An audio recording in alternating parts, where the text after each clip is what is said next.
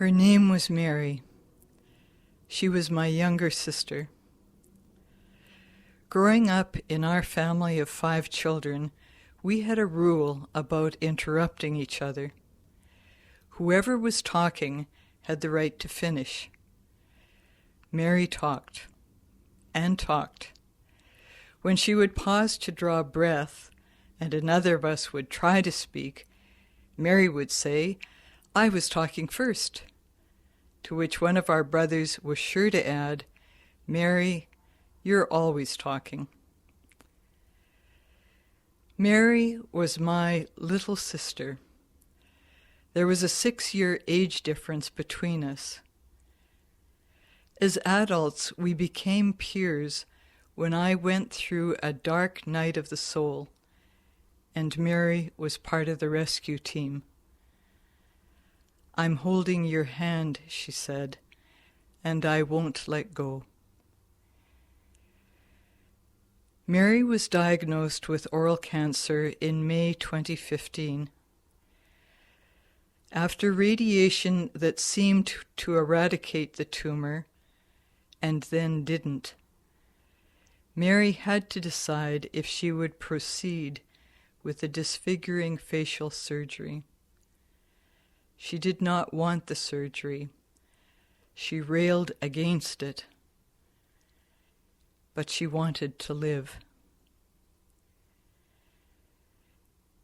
In January, I spent 10 days with Mary as she wrestled with that decision.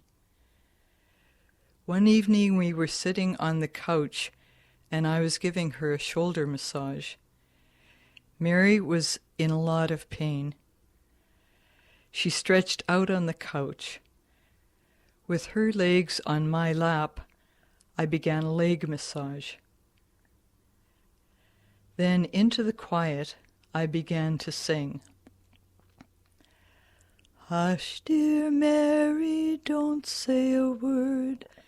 Sister's going to buy you a mockingbird."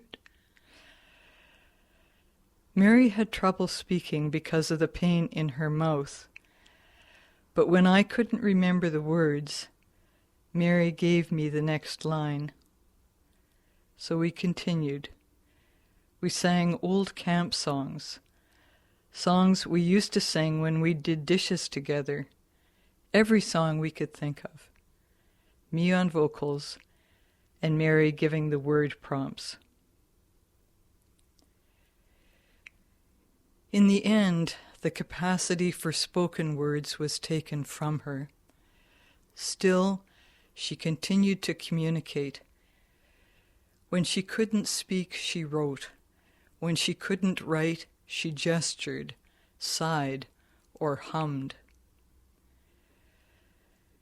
Mary wasn't afraid to die, and she dearly wanted to live. In the end, it was the pain that wore her down. In the end, it was her pain that wore me down. "I'm holding your hand," I said, "and as hard as I find it, I will let you go." Mary and I used to talk about taking a trip together, about going to the Canary Islands.